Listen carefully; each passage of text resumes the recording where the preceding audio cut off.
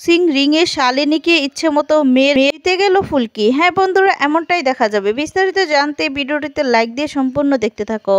গল্পের শুরুতেই দেখা যায় শালিনী ও অনুপমদার কাছে এসে তখন বলতে থাকে, সিনের ব্যাপারে কথা বলতে থাকে যে ফুলকি তো অন্ধ, এখন তো ফুলকি আর খেলতে পারবে না, এই ম্যাচটা ক্যান্সেল আর আমাদেরকে ফিরতে হবে, আমাদের আবার নতুন করে ট্রেনিং করতে হবে। আর তখন কোচ বলতে থাকে যে ইন্ডিয়াকে প্রেজেন্ট করে শালিনীই যাবে। এই সমস্ত নিয়ে যখন কথা বলতে থাকে ঠিক তখনই দেখা যাবে লাবু পারমিতা ফুলকিকে নিয়ে চলে এসেছে। তারপরে অনুপমদা দেখে বলতে থাকে, ফুলকি তুমি কিছু হয়েছে কি? এরপর বলে হ্যাঁ স্যার। কি তখন বলে আমি শালিনী ম্যাডামের সাথে ম্যাচটা খেলবো। যা শুনে সবাই অবাক হয়ে যায়।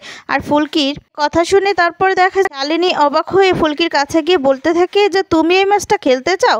অন্ধ হবার পরও তোমার কি মাথা টাথা গেছে নাকি? কি বলছো তুমি? আর তখন ফুলকি বলে হ্যাঁ ম্যাডাম, আমি একদম ঠিক কথাই বলছি। আপনারা আমার ম্যাচটা তো হওয়ারই কথা ছিল। মানছি মাঝখানে একটা দুর্ঘটনা ঘটে গেছে, মানে তো এই নয় যে আপনারা আমার ম্যাচটা বাতিল হয়ে যাবে। এদের অনেক কিছু প্রমাণ করার আছে, আমারও অনেক কিছু প্রমাণ করা আছে। হ্যাঁ এটা ঠিক যে স্যার এখন আমার এখানে নেই, কিন্তু তার তো একটা মান সম্মান আছে তাই না? আর তখন শালিনী বলতে থাকে চোখে দেখতে পাচ্ছ না তুমি দৃষ্টিশক্তি হারিয়েছো, তারপর এই সমস্ত বলছো? এভাবে আমার সময় নষ্ট করো না। আর তখন ফুলকি বলতে থাকে ম্যাডাম আপনার কেন মনে হচ্ছে যে এটা সময় নষ্ট? একবার আপনার মুখোমুখি হতে দিন না, তারপর দেখুন কি হয়। নাকি ভয় পেয়ে যাচ্ছেন যে ফুলকি দাস দৃষ্টিশক্তি হারানোর পরও এমন খেলবে যে আপনি পারবেন না? তিনি তখন বলে এই মেয়েটা পুরোপুরি মানসিক ভারসাম্য হারিয়েছে, খুব বাজেভাবে সবার সামনে অপমানিত হবে। তখন শালিনী বলতে থাকে বাট তোমার এটা চয়েস, তুমি এটা চাইছো, ওকে ফাইন ডান, তাহলে এটাই হবে। অনুপম দা ফুলকি যা চাচ্ছে সেটাই হবে, আমি ওর সাথে খেলবো। এই বলে সেখান থেকে শালিনী বেরিয়ে যায়। আর দরজার পাশে গেলেই শালিনীর কোচ বলতে থাকে আচ্ছা ম্যাডাম, এটা কোনো রকম ভাবে আমরা কোনো প্ল্যান করছে না তো? এমন নয় তো যে ফুলকি চোখে দেখতে পায়, নয়তো কিভাবে বলে যে আপনার সাথে খেলবে? তখনই বলতে থাকে তখন বক্সিং রিং এই দেখা যাবে, এমন মার মারবো বুঝবে তখন খেলার মজাটা। এই কথা বলে সেখান থেকে চলে যায়। তখন দেখা যাবে অনুপম দা বলতে থাকে আচ্ছা ফুলকি তুমি পারবে তো? মানে আপনাদের কি মনে হয় ফুলকি পারবে? আর তখন তমাল বলতে থাকে ও যদি না পারতো তাহলে কি এত বড় চ্যালেঞ্জটা নিত? ফুলকি বলে স্যার আমার আপনাদের কাছে শুধু একটাই অনুমতি চাই, আমার স্যার এখানে নেই বলে আগের বারের মতো নতুন কোনো কোচ দিয়ে দিবেন না। আমার পরিবারই আমার পাশে থাকবে, আমার পরিবারই আমাকে ট্রেনিং করাবে, সব রকমের সাহায্য করবে ওরা, বক্সিং রিং এ ওরাই আমার টহল দিবে, তো এতটুকু অনুমতি দিয়ে দিন। এরপর অনুপম দা বলতে থাকে দেখো ফুলকি এটা কোনো অফিসিয়াল ভাবে খেলা নয়, যেহেতু অফিসিয়াল নয় তাহলে আমরা অনুমতি দিতেই পারি। তো দেখা যাবে ফুলকি মনে মনে বলতে থাকে আমি আমার স্যারের মুখটা রাখবো, তুমি শুধু আশীর্বাদ করো মাকে। এরপর পারমিতা বলতে থাকে তুমি আর ভাই যেটা বলছো এটা কি সম্ভব ফুলকি? তখন বলে দেখো ফুলকি আমরা কেউ কিন্তু তোমার কোনো রকম ভাবে মনোবল নষ্ট করতে চাইছি না, তো আমি না এরকম কখনো বক্সিং দেখিনি। পায়েল তখন বলে আমিও দেখিনি দিদি, রোহিত দা যেভাবে বললো হয়তোবা নিশ্চয়ই কোনো টেকনিক আছে, তুমি যখন চ্যালেঞ্জ নিয়েছো এখন আমাদের সবাইকে তো লড়াই করতেই হবে। কি তখন বলে হ্যাঁ গো দিদি, তুমি যেরকম ভাবে ভালোভাবে পড়ালেখা করো আমিও সেভাবে বক্সিংটা করবো। হয়তো কঠিন হবে কিন্তু আমি স্যারের অপমান তো আর ভুলে যেতে পারি না, ওই সাতচন্নিটাকে হারাতেই হবে। তখন তমাল বলে হ্যাঁ ঠিক কথাই বলেছো ফুলকি, চলো আমরা সবাই আছি তোমার সাথে, আবার ট্রেনিং দিয়ে শুরু করি। ফুলকি তখন বলে হ্যাঁ আমাকে ঘুষি মারা বস্তার কাছে নিয়ে চলো। এই বলে দেখা যাবে সেখানে চলে যায় সকলেই মিলে। এরপর ফুলকি ট্রেনিং করতে থাকে, যত রকম সাহায্য আছে সব রকম সাহায্য তমাল পিয়াল সবাই মিলে করতে থাকে। রোহিত কিভাবে ট্রেনিং করিয়েছিল সেই সমস্ত কথা মনে করতে থাকে ফুলকি, আর মনে করে সেইভাবেই ট্রেনিংগুলো কমপ্লিট করে। প্রথমত না পারলেও ফুলকি তো আর হারার পাত্রী নয়, ফুলকি ঠিক পেরেছে। পরে কি পেরেছে দেখে সবাই খুব খুশি হয়ে যায়, কি জড়িয়ে ধরে সবাই মিলে হাসতে থাকে। এরপর দেখা যাবে পরের দিন হতেই বক্সিং রিং এ চলে আসে। তারপরই দেখা যাবে এদিকে তমাল পিয়াল ধানু সকলেই মিলে সেখানে থাকে। আর তখন তমাল পিয়াল বলতে থাকে আমরা ফুলকির হয়ে জয়ধ্বনি গাইব, ঠিক আছে?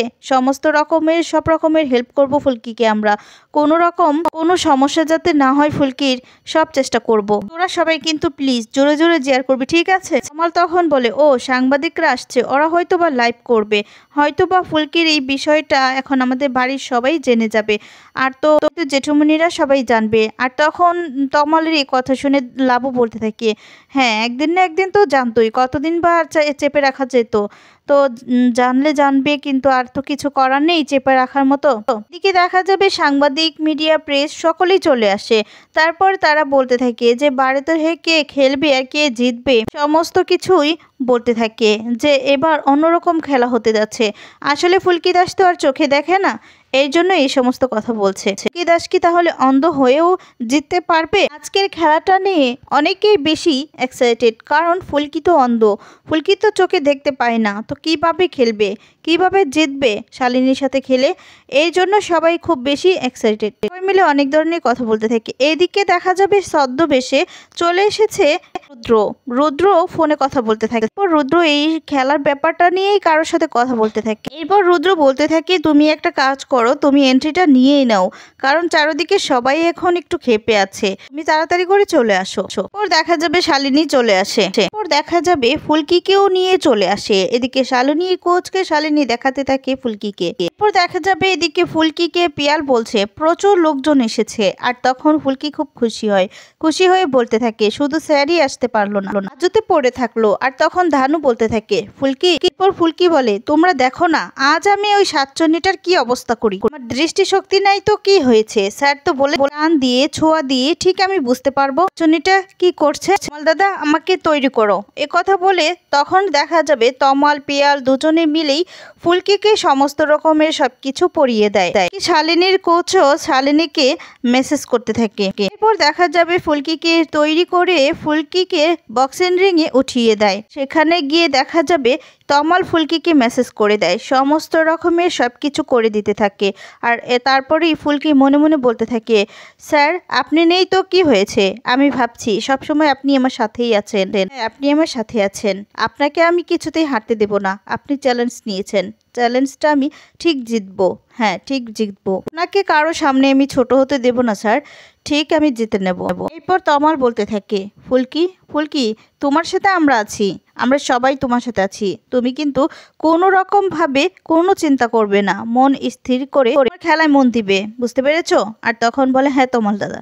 তারপরে দেখা যাবে বক্সিংয়ের সব কিছু শুরু হয়ে যায়, আর তারপর শালিনী আর ফুলকি খেলাতে অংশগ্রহণ করে। তো বন্ধুরা এবার যদি এমনটাই হয় যে দুজনে মিলে যখন খেলে শেষ পর্যন্ত দেখা যাবে ফুলকি তো জিতে, আর আপনারাও তো এটা খুব ভালো করেই জানেন যে ফুলকি জিতবে, শালিনীকে হারিয়ে দিবে। শালিনীকে হারিয়ে রোহিতের চ্যালেঞ্জটা জিতে যদি শালিনীর মুখে ঝামা ঘষে দিয়ে দেয়, তাহলে তোমাদের দেখতে কেমন লাগবে? কমেন্টস করে তোমাদের মতামত জানাবে। আর পরবর্তী আপডেট পেতে চ্যানেলটি সাবস্ক্রাইব করবে। কার কার কাছে ফুলকি ধারাবাহিকটি খুব বেশি ভালো লাগে, খুব বেশি ফেভারিট, তোমরা অবশ্যই কমেন্টস করে জানাবে। তোমাদের মতামতে ভিডিও বানাতে আমাদের খুব ভালো লাগবে। যেখানে আছো খুব বেশি ভালো থাকবে, সুস্থ থাকবে, এটাই কামনা করি। ধন্যবাদ।